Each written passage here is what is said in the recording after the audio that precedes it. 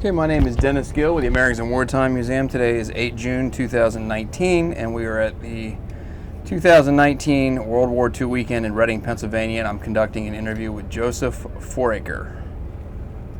And sir, if you could give me your name, where you were born, and what year you were born. My name is Joseph Foraker, and I was born in Norristown, Pennsylvania. Okay. And what branch of the service were you in? United States Navy. United States. And what war conflicts you participate in? Vietnam. Vietnam War. Okay. What year did you join the Navy? 1965. Okay. So the war was already going on at that point?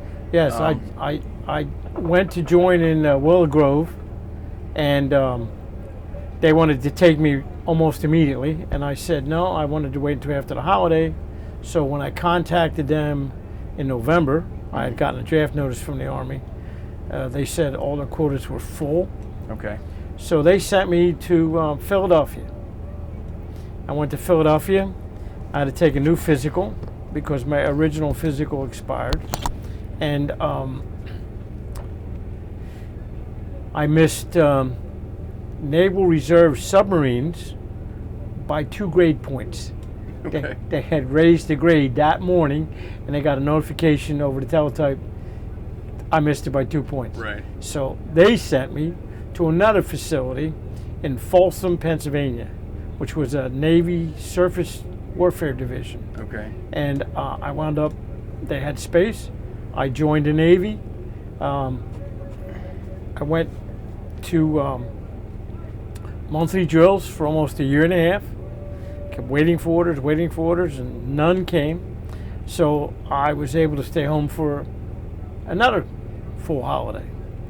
Finally, I got notice, and I went aboard a ship in Boston, Okay. in Quincy, Okay.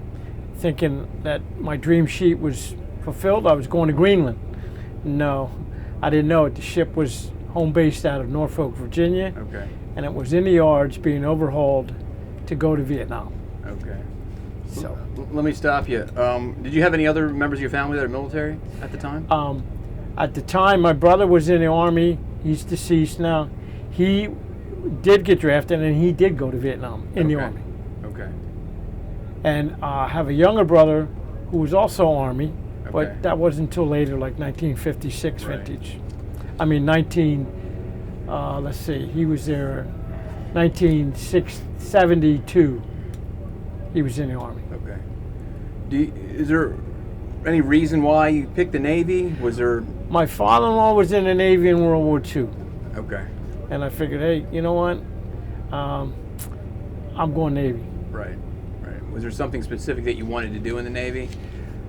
No, served my 2 years, Okay. whatever my requirements were, and come back home. Whatever they had you do, you were good with. Yes. What? How old were you when you joined? I was 18. You're 18. I'm sure you'd heard about the Vietnam War, and you must have had some opinion of it. Well, I knew what was going on, and I didn't want to go and be a ground pounder. I didn't Right. want to get into direct combat, in a scenario where who knows if you're going to make it through or not. Right. Whereas in the Navy, I felt, well, if I did go to Vietnam in the Navy, I'm going to be offshore. Right. Chances of survival are a lot better, and I can still do my duty, Right. serve my country, and that's it. And what did you ultimately end up doing in the Navy? What was your career I went aboard ship as a bosun's mate path? Okay. because I didn't really have any specific idea what I wanted to do. I just wanted to do 2 years and get out. Well, in the interim, I got tired of cleaning decks and painting, and a position became available for a weapons yeoman. Okay. Just prior to going to Vietnam. That was in 1967. Okay. So I took that job, Okay. and I became a third-class petty officer, a weapons yeoman. I had a one-man office on the main deck. I took care of all the top-secret gunnery equipment, ASROC, gun mounts, 5-inch 38s, and anything and everything that had to do with the gunnery division. Okay. When you say you took care of it, what does that mean? What were your duties? I even helped them make repairs when they didn't understand what was in the guidelines in Okay. in the technical publications. manual, okay. Yes. Okay. And what ship were you on ultimately when you went to I was Vietnam? on the USS Ferris. Ferris. F-U-R-S-E. And what type of boat is that? It's a destroyer. A destroyer, okay. And for those watching who don't know, what's the mission of a destroyer? The mission of a destroyer is to escort larger ships. Okay. Vietnam era was mostly carriers. Okay. And we were all part of Destroyer Division 22. Okay. Out of the 7th Fleet from Norfolk. We were the flagship for the division. We had a commodore on board and a doctor.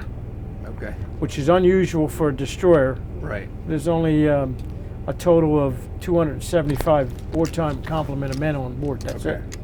That's it. And so you get your orders. You're going to Vietnam. How long does it take you to get there? Well, you know, the Navy, they like to make things look pleasant. So they called it a Westpac cruise. Cruise. Yes, we were going on a cruise. Well, I go from Norfolk through the canal, from the canal up to San Diego. Okay. Take on munitions in San Diego. Gotcha. San Diego, you go to Hawaii. Hawaii to Guam. Midway to actually the Philippines. Okay. And we still had a base there. And that's where we were home ported the whole time we were in Vietnam. So we would go out on operation for 45, 60 days at a time, come back into Philippines, Subic Bay. Gotcha. It's no longer a base. They gave it back to the Philippines just recently. Okay. Now, when you're making that journey from Norfolk all the way to the Philippines, are you by yourself, or is there other ships with you? Oh, there were other ships, the entire squadron. Your whole squadron's with you? Yes, okay. Yes. The carriers at that time could not go through the canal, so they had to go all the way down and around. Okay. And we would catch up to them in San Diego. Gotcha. Okay. What's life aboard a destroyer? How's it? Well, it really, you know, they kept you busy. Unless you had a duty schedule, at sea, you only worked an 8-hour shift. So you work at 8 in the morning until 4:30 in the afternoon. Right. Stand an hour and a half for lunch. Yeah. And that was it. It was pretty easy. Yeah. We crossed the international date line. Ship stops. We have a big celebration. Cross the equator. Ship stops. We had another celebration. They even served us beer on board the ship. Okay. When we crossed the equator, we had a beer bash, steaks, and hamburgers on the main deck. It was pretty neat. Why is it a big deal to cross the equator? Because not a lot of people in the Navy do that. So to them, you know, it's tradition. They have a big celebration. You get a big plaque. You're a member of Davy Jones' locker. Right. You know, you can they actually had swim call, where you could jump off if you so desired. I didn't, but there were people that did it. Okay. And you even stripped down to just gym shorts. You didn't have to be in, undress uniform of the day. You could just relax. Right. Relax. So now you get to the Philippines. You're not living aboard the ship at this point, right? When you're yes. When we're in the Philippines, we live aboard ship. You do. Okay. Yes. We were allowed to go into the little city of Olongapo. Okay. For day trips. They had everything that you would have stateside. They had on base. McDonald's, lunch, breakfast, theaters, bowling alleys, anything that you needed in the way of entertainment. Baseball fields. Okay. They had it. Gotcha. They had it. And so tell us about your first time in combat. What's that like? Well, our first operation was plane guard. We would follow the carrier at a certain distance off of its starboard side, and we would just follow her wherever maneuver she did, we did. And we'd follow like within maybe a half a mile behind it. And our job was to pick up any downed pilots that either crashed trying to land or fired out on takeoff. Right. And we never survived. We never rescued anybody because we didn't have to. Right. Yeah. What? So you said that the destroyer's mission is to protect the carriers.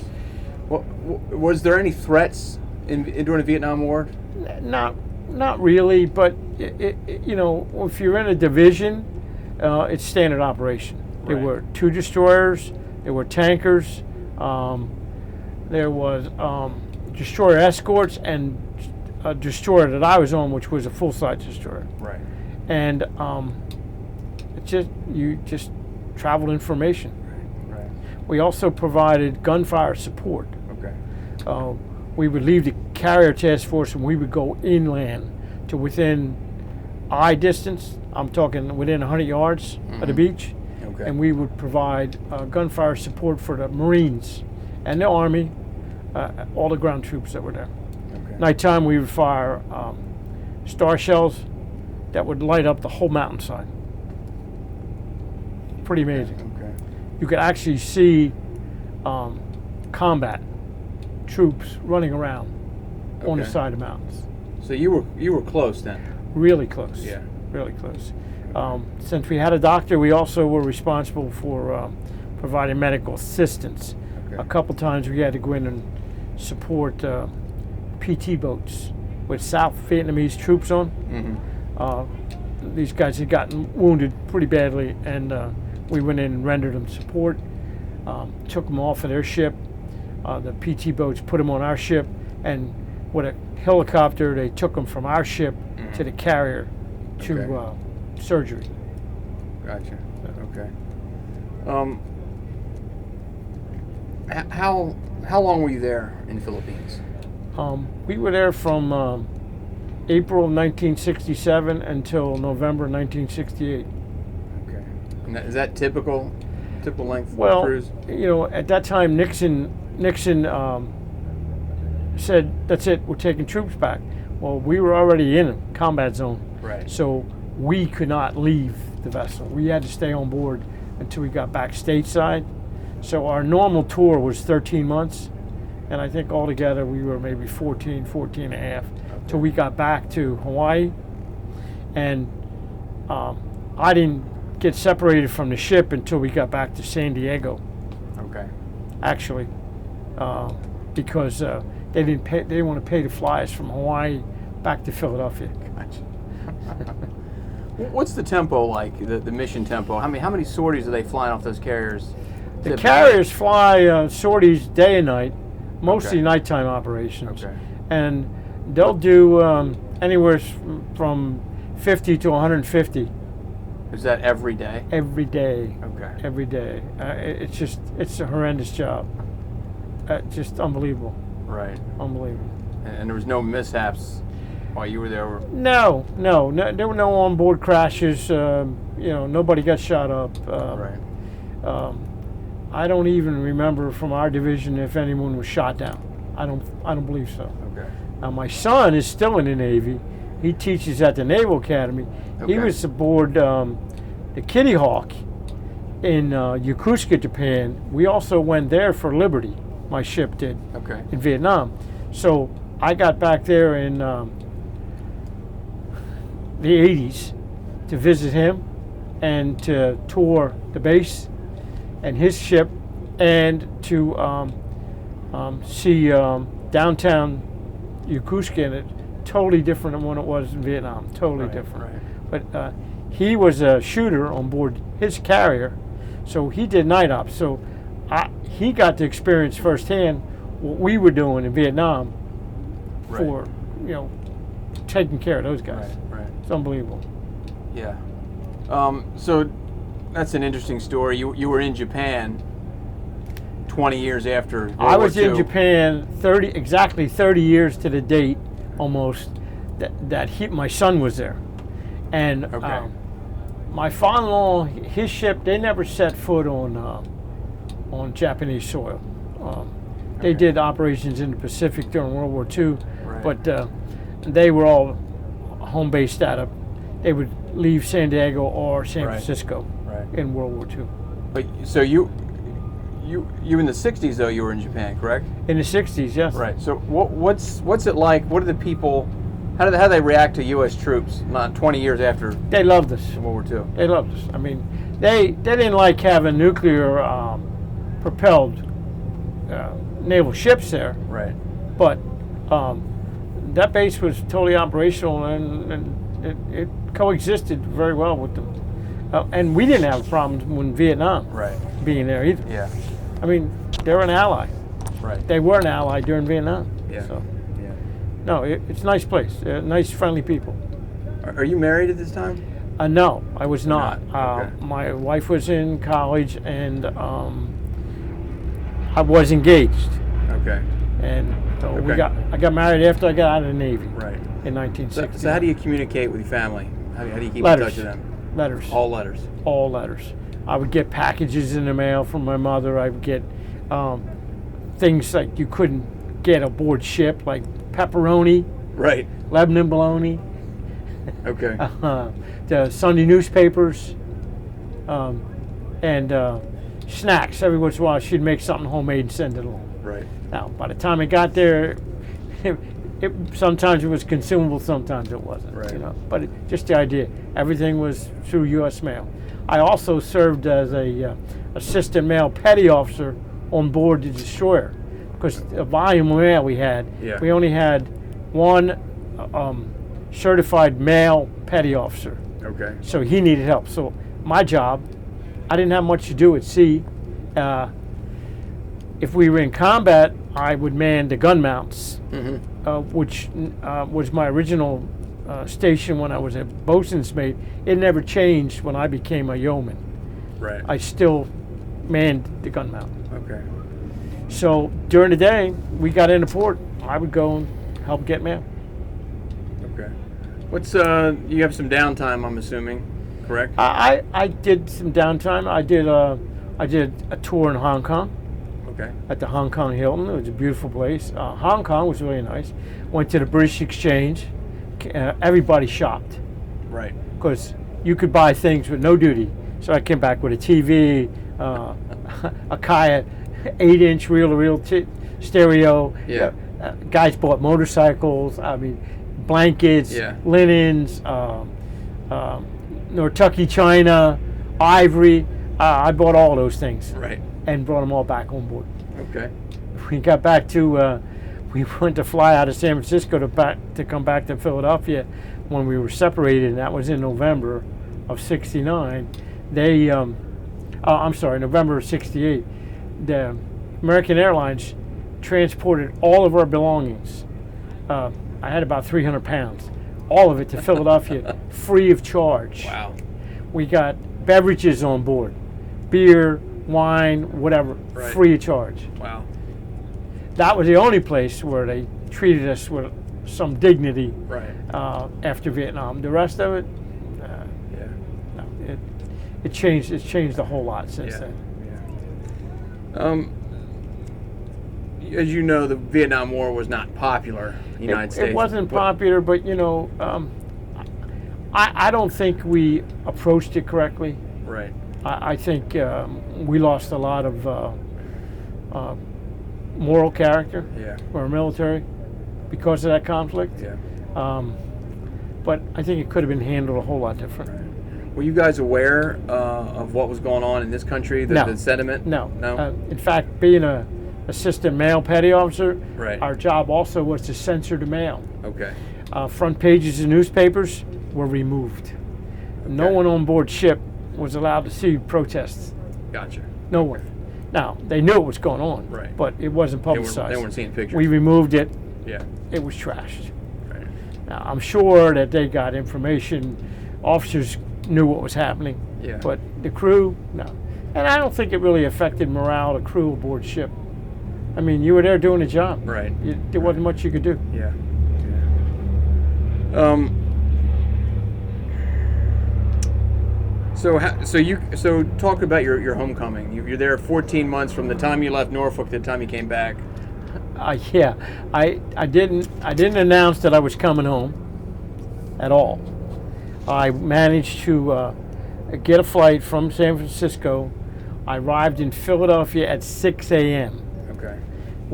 And the amazing thing was, I actually arrived back in Philadelphia on my birthday on November the 7th. Okay. I got a cab from Philadelphia to the train station and took all my belongings and got a train to Norristown, and I got another cab from Norristown to my house, and I rang my doorbell at 8 o'clock in the morning. My mother opened it, and there I stood. She was shocked. I'm Really sure. surprised her. Yeah. Any issues? You said you were in San Francisco at the No. airport. Any problems? You No. were in uniform, I assume? Yes. No problem. No Not at all. problem there. No. The protesters protested, but they didn't seem to protest the military, the guys that did the service. Right. They didn't want us there. They wanted us home safe. Right.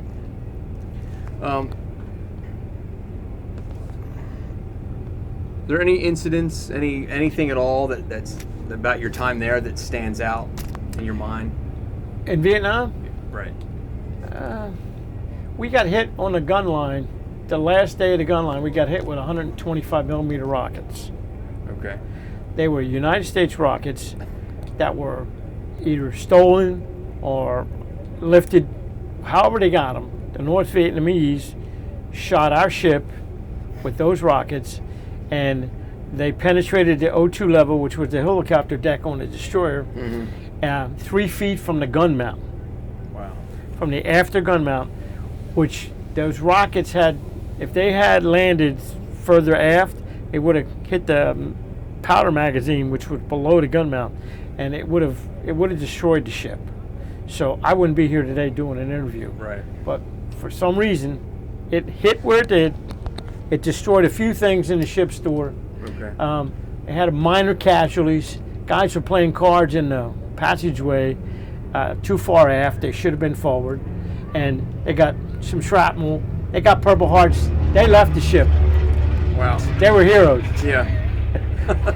We were not, even though we were heroes for the fact that we survived and we were saved, whether it was a higher power or whatever. Right. It was scary. There were a lot of guys that got religion that day, and we were in relaxed mode. I mean, we had the hatches open on the gun mounts, Right. but we weren't getting any commands from command center to fire at anybody or do anything. We were just doing our routine. We'd go up on a path, we'd go out away from shore, we'd go back south, turn towards shore, and go back north again. And they did that every day on a routine. Right. And that was the only way the North Vietnamese were able to lock onto the ship, because they got us in the X, and that was it. They knew where you were going to be. The other thing that was unique is when we were getting ready to leave, you have to transfer orders from your ship to another ship, Right. because you're replaced by another ship. Yeah. Well, we were the only destroyer in naval history that got replaced on a gun line by a battleship. The USS New Jersey Wow. replaced us on a gun line. Wow. And seeing that come alongside a destroyer, Yeah. it's like 800 feet long. We were 470 feet. We were 70 feet wide. That ship is almost 100 feet wide. Wow. Amazing. Yeah. Amazing. Wow, that is amazing.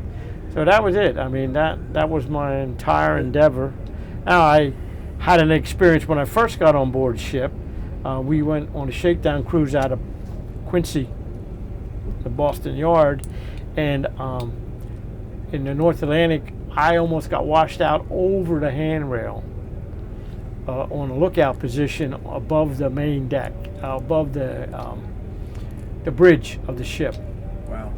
And So the waves were coming up that high. they would come up through the anchor tubes and spray. Gotcha. Oh, the ship would disappear.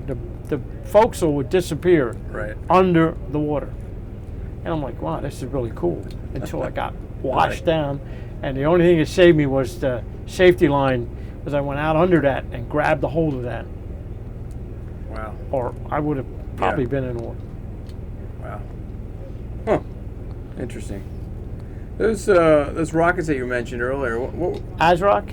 yes. Were those fired? Ground fired? They were fired from a magazine on board ship.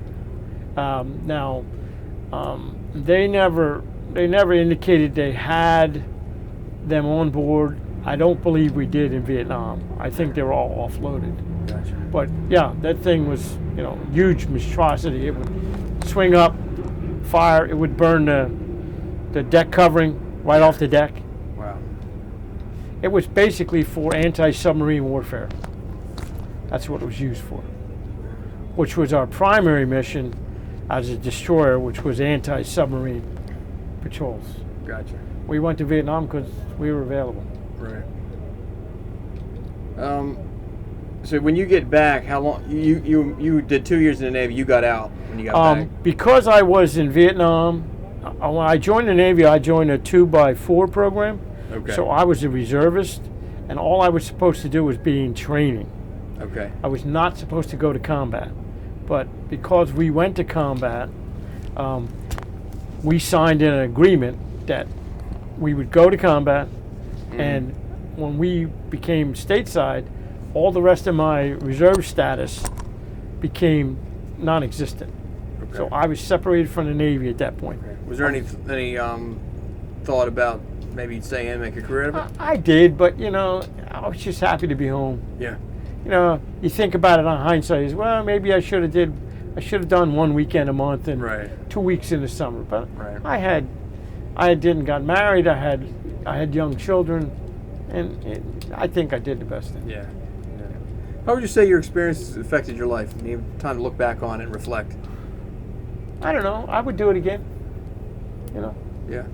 I would do it again. You didn't have much choice. I mean, you were going to get drafted or else. Right.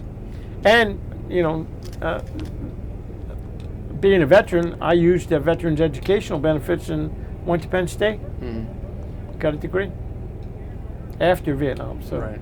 that was a plus. Yeah. So a positive experience overall. Yes, Yeah. yes, You yes. said. Very much.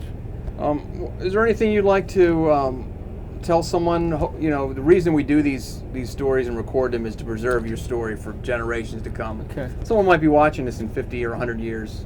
Is there any message you want to send them about you, your service, your country, anything? Well, it's an honorable thing to serve your country, Right. whether you're drafted or you volunteer, and you learn a lot. I think it conditions you for life, because there are things and experiences that you don't get any other place except in the military. Right. So for that reason, I think it's positive. Yeah. Now, you could get hit crossing the street with a bus. Yeah. Anything can happen. Yep. So you never know. I mean, aboard our ship, 273 men left, 273 men came back. We had 27 officers left, 27 officers came back. Right. So, it was an okay experience. Yeah. Is there anything else that you'd like to document that we haven't talked about? Anything you forgot? No, it's just I'm glad my son joined the Navy, and I'm proud of him because he's a captain in the United States Navy. He's about to retire. Wow. With a full pension based on current law. Right. With a full pension in 6 more years. He's done. Right. That'll be 25. He'll have 30 years, 30. 33 years of service in. Wow. He spent most of his time in Navy schools, the Academy, Masters, 2 Masters, PhD, all compliments in the Navy. Yeah. Yep. That's very cool. So, Well, on behalf of the Americans in Wartime Museum, I want to thank you for sitting down and talking to us. And I want to thank you most of all for your service. And as a token of our gratitude, I want to give you one of our challenge coins. thank you very much. Say thank you for sitting down and talking to us. I appreciate the interview.